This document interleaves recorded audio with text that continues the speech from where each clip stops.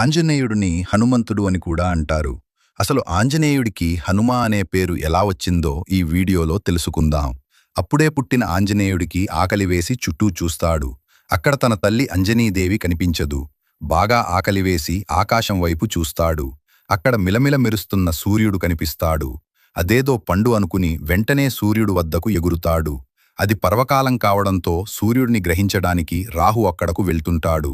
ఇంతలో అత్యంత వేగంతో ఆంజనేయుడు రాహును దాటి వెళ్ళిపోతాడు.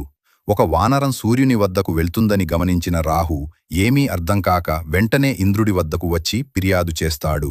విషయం తెలుసుకున్న ఇంద్రుడు తన ఐరావతంపైన అక్కడికి చేరుకుంటాడు. అదే సమయంలో పండు అనుకుని సూర్యుడిని తినబోతున్న ఆంజనేయుడిని చూసి కోపోద్రుక్తుడైన ఇంద్రుడు తన వజ్రాయుధాన్ని ప్రయోగిస్తాడు. ఇంద్రుడు వేసిన వజ్రాయుధం దాటికి ఆంజనేయుడి ఎడమ దవడ సొట్టబడింది.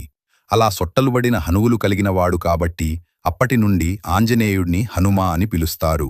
వీడియో నచ్చితే లైక్ చేసి ఛానల్ని సబ్స్క్రైబ్ చేసుకోండి.